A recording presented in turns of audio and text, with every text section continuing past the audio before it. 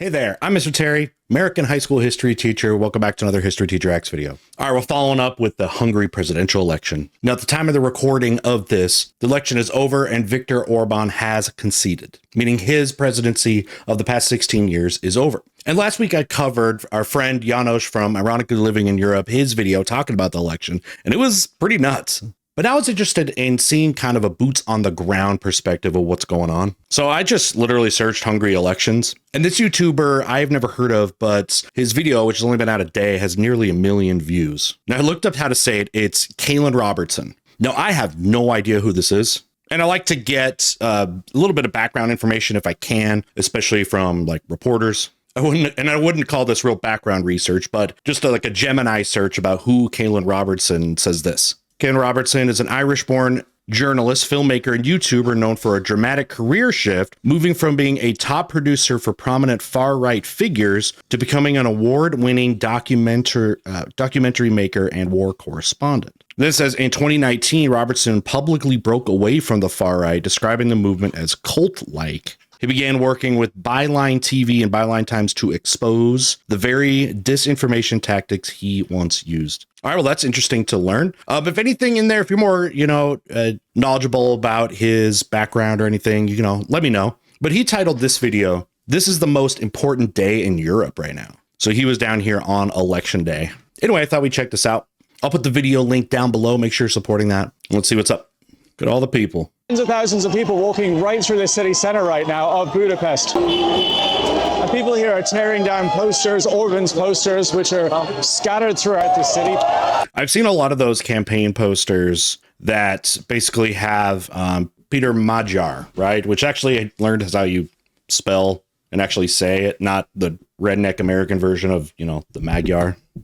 Which basically, and I learned too, is basically just a Hungarian. But like conflating him, and then they would put Volodymyr Zelensky there and just be like, you're voting for Peter, you're voting for, Ukraine and all this. And I don't know if that was, they thought would be like a useful tactic to really just like, just making that association would, help Orban's campaign. I don't know. What do you guys think about that? That it seems like that was a big kind of tool that was used in the Orban campaign. You guys are really into this. And by the way, thank you to all the Hungarians that were responding to the last video I covered. Let me know. Do you think that tactic backfired? Do you think it was helpful?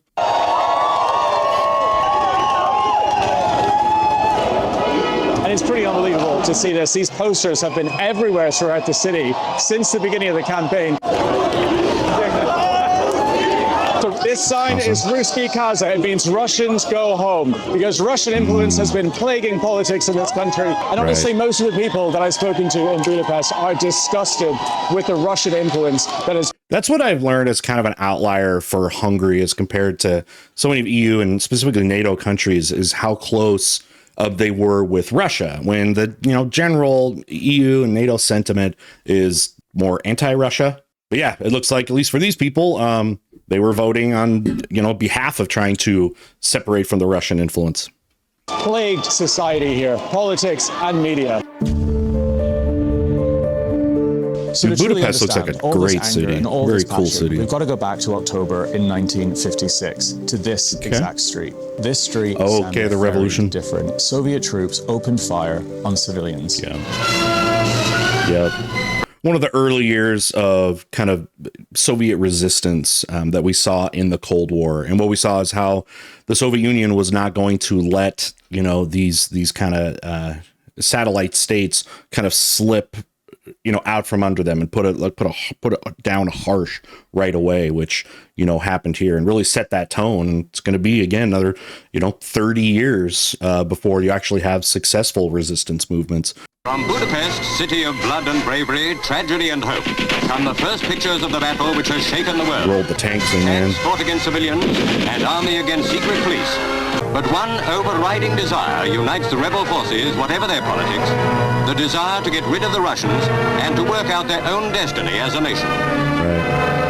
It didn't go well for them. Was crushed, but the violence didn't end. Tens of thousands of people were arrested. Hundreds were executed, all for standing in these streets and demanding their freedom from Soviet rule. Okay, I'm just from a filmmaker perspective, I have so much to learn about, and I want to get out and do more on-site stuff. What is he using here? What's in his hand here? So is this some kind of like a drone? Does he have a selfie stick that like takes out the stick from the view? Soviet rule. It looks like maybe that's workers, anyway. Teenagers. Families would wake up and someone was gone in the middle of the night. It's the same persecution that. By the way, I think that's really cool. Basically, that here they preserved, the gunshots in the walls just as a little preservation of their history. Seems like this would almost be like almost like a shrine in a way, and probably get visited at this time if you were somebody that was like, so gung ho and trying to strip, Hungary from Russia, like once again, probably seeing banners or something, in sight like this. Families would wake up and someone was gone in the middle of the night. It's the same persecution that countries in the Baltics, okay, he was countries holding like like Ukraine experienced for decades. Interesting. Under Soviet occupation. And after that, it's a green decades, screen? This country continued to live under a brutal Soviet occupation.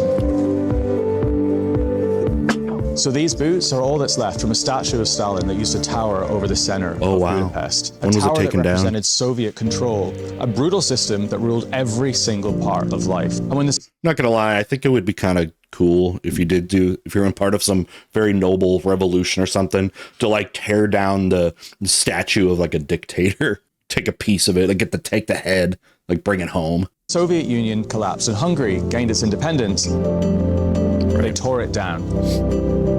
And they moved it here to a lonely field in the outskirts of Budapest. And this entire park is filled with those statues of Lenin, of Stalin, of Soviet power and control. And for years and years, Hungarians believed that system was finally over. And that influence had finally gone. That history had been left here. But power doesn't always disappear. Sometimes it just changes form. And sometimes it doesn't come back with statues or with tanks in the streets. At least not at first. Sometimes it comes back quietly. It's so like, are they saying kind of, it came full circle with the Orban administration? I mean, it wasn't that long ago, right? The Soviet Union collapsed in 1991, right? There's millions of people in Hungary that lived through that. And we're probably fearful maybe of returning to those years. Am I getting that assessment right? This is a Russian embassy here in Budapest. Watch this. If you walk over here, the camera actually follows. If you walk over this way, let's see if it does it. It should turn. Yeah. The camera kind of turns and looks over. There's just motion detection, or some dude's got a joystick there. There are 47 staff working in this embassy, and 15 are linked to Russian intelligence agencies, and another half dozen are suspected.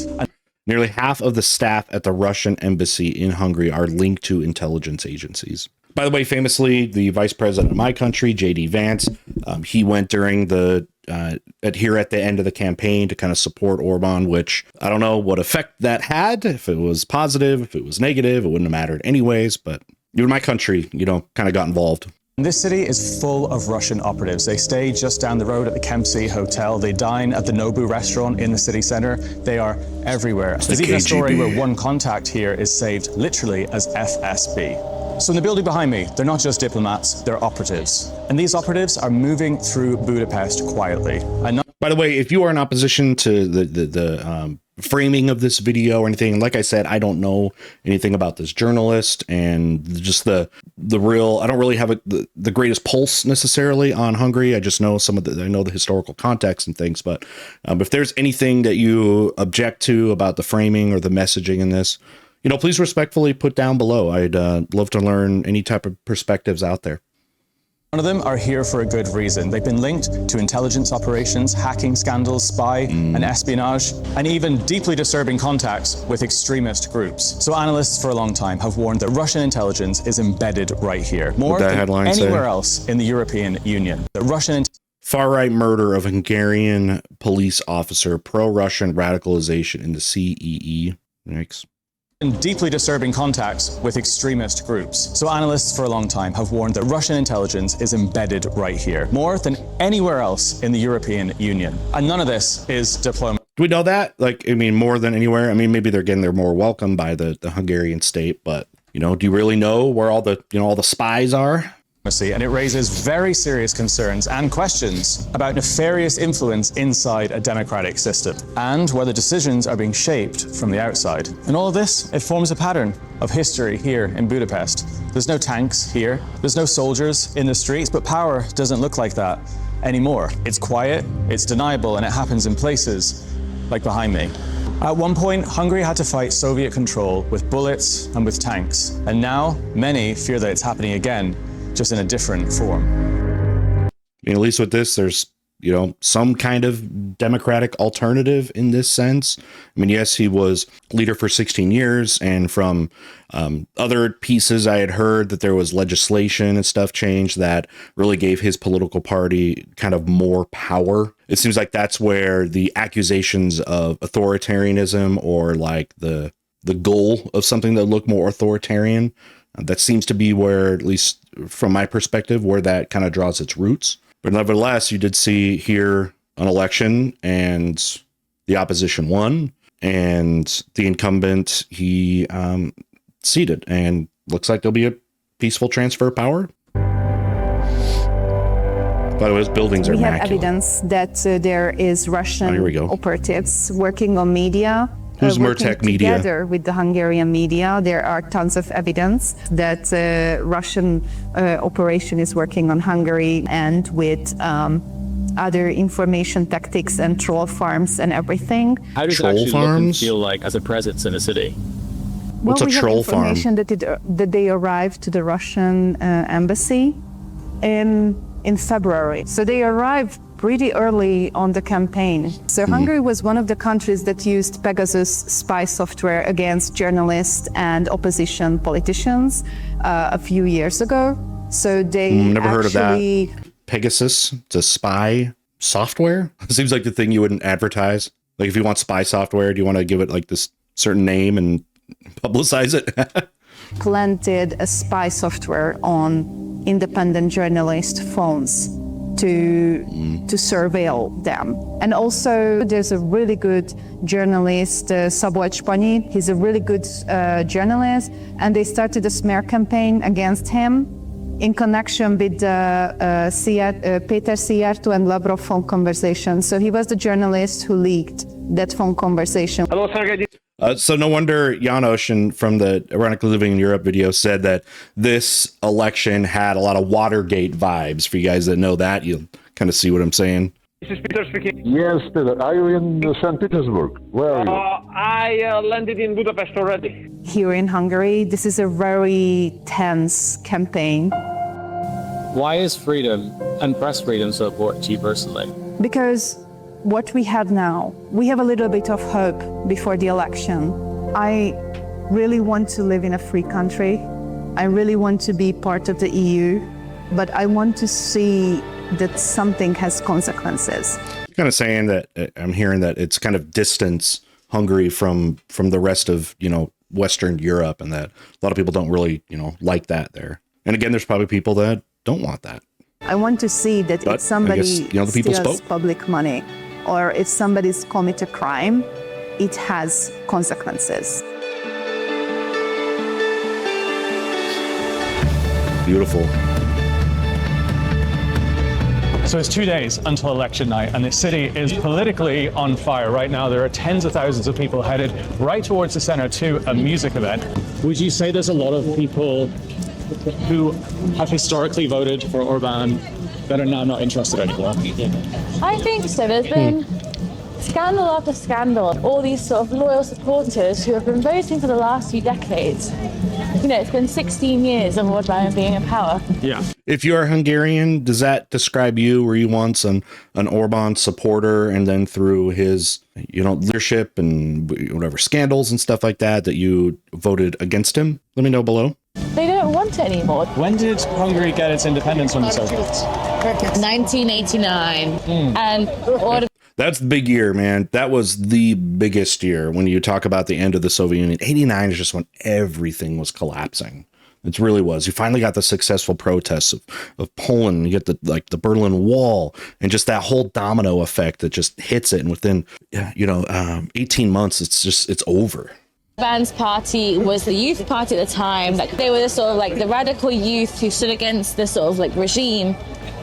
But then that's kind of the rhetoric that's being used against them now, is that we have to be that same radical youth that goes against that same.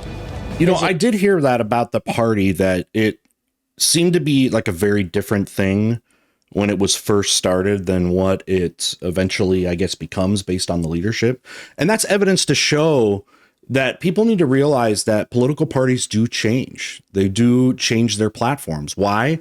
Because the needs of a country are always changing. Happens in every country. The platform is going to change. In fact, sometimes if you don't, it's to your detriment, because changing needs need, you know, changing solutions. So it's almost like people voted for his party to get away from, you know, the days of like communism, the Soviets, and then it slowly morphed into a different kind of regime in a different oppressive way. And it wasn't something that happened overnight. It's gotten to the point where that kind of country is no longer recognizable. So we're just backstage right now at the concert. What do you hope to see for the future of your country? I want to live in a democracy. I do want to live in a country where everybody has their rights. What would you say the main reason people are angry with the government right now is? 16 years of anger. Wait. We got to that What flag. would you say the main reason people are They cut out the middle part of it. Why? What's the symbology of that? Is it something, I don't know, is it like a distress signal, like how in the United States you flip the flag upside down, or what? Yeah, what does that represent? I'm really curious. Under the course, it looks like we got the EU flag. So obviously this is somebody that kind of supports more kind of Western ties. angry with the government right now is? 16 years Then of what, pirate anger, flag below? 16 years of sorrow, 16 years of desperation. So why are you here at this event today? And I think this is our last chance to say that we stand with Europe, we stand with the West. We want to see the country finally moving back towards the West, finally under a government that considers itself part of the Western Alliance and European democratic. And what do you think the main reason people are sick of Orban is now? If I had to list like 100 reasons, that wouldn't be enough. Seems like in every election, it doesn't matter where you are in a democratic thing. It's always based primarily. The biggest thing is going to be material conditions, right? People, you know, when you look at history, are willing to kind of accept a lot of things in their country as long as their material needs are met. They have a home, they have a job, they've got money in their pocket, they're safe, they're healthy. And then there you go. You don't see, you know, a lot of change happen if that's the case. It doesn't really matter who's in power. So I'm sure we're going to hear plenty of that. And I know they've had like inflation problems. I know also the Orban campaign has kind of directed that and tried to say that's the fault of Ukraine and the war with Russia. And I don't know if people really bought that or whatever, but I don't know. Like the past 16 years, almost every week, there was a scandal that in why the any hole in the other flag? normally functioning European democracy would have meant the end of the government, or at least like many high-ranking government officials. And here nothing happened. The Hungarian government was actually selling out its European allies to Russia for years, and was actually practically spying on its European allies. So I think That was something János was saying, that Hungary was able to basically give information, you know, from NATO, from the EU, and kind of get that over to the Russians to kind of see the intel on the inside. And I don't know if people say that's like treasonous or something, but I'm sure if you're in the opposition, then yeah.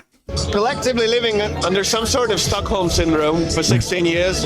But now this is a watershed moment, because when the genie's out of the bottle, you can't really put it back. What does democracy mean to you? Great English speakers, by the way. When we take care of the weakest, we don't leave it behind. What do you want to see in the future for your country? Well, for a start, I would be really happy to live in a country in which I can feel that I'm proud of being part of the European Union. And if I go to, I don't know, Spain, France, Germany, I want to feel brotherhood. Just before we leave the concert, a man steps on stage. People love that. He's not a politician. Who's this? He's not an activist. A soldier. Damn, look at this guy, dude. He is jacked. I would mess with this guy. He was the poster boy of the Hungarian army, the face that they used to project strength, loyalty, and order. And now, he's turned. So they knew who this was before? Hálás vagyok, hogy ezt hőseink körében köztetek tehetem. By the way, if you are listening, you're not watching, there are subtitles here. I don't know if I should be reading it. Maybe I will. I hear, you know, a lot of you tell me that, you know, you listen to me and listen when you're, you know, doing something else. So, but anyways, because yeah, I'll read the subtitles for this soldier here speaking. Strength, loyalty, and order. And now he's turned. Hopefully you can hear okay. My fellow countrymen, thank you for allowing me to stand before you today. I'm grateful to do this among our heroes, among you. Thunderous applause. A soldier knows his most important tool isn't his weapon, but his principles. He's spitting, huh? That inner voice that tells you what's right when no one is watching. And they know who he is, huh? The compass leads us through the fog, the uncertainty in the forest of lies. Forest of lies. They're doing the crowd's doing the heart hands. Honor is not an empty word. It means standing up for truth, even when it's difficult. There are battles we fight silently with our fears, our doubts, our hopelessness. But this is precisely where courage is needed. Courage doesn't mean we're not afraid. It means we move forward despite fear. We face the darkness and don't turn away, don't run from it, but stand firm and say, I am here and I will not back down.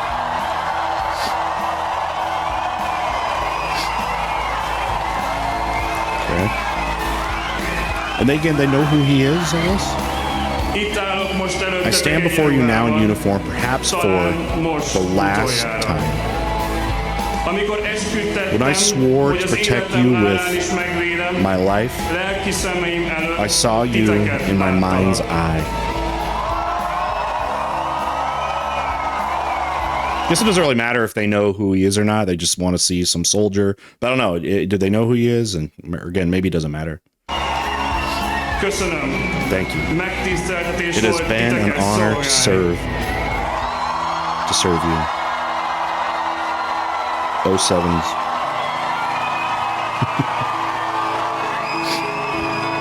Okay. It's getting pretty emotional. Well, I don't know, maybe not. Damn, is that their building? Like is that their main government building? Are there like Danube like cruises? I would love to do like go all the amazing European cities are on the Danube and just be able to go down on a boat on all of them. Is that something? Is that a thing? Dude, sign me up. Right now, I'm on my way to Orban's final speech, the night before his election. And I'm kind of nervous because my report showing his estate and other reports have hit about 1 million views. So it's very likely lots of his supporters have seen that, might not be very happy with me. But I want to see what the mood is like, compare it to last night where hundreds of thousands of people were in the city. Also see if there's going to be any sort of counter-protesters and just generally get a sense of how it is, what the demographics are like. I've heard a lot of reports that people are shipped in from all across the country to support him. And also just to see what it's like on what could be the last night of Orban in power.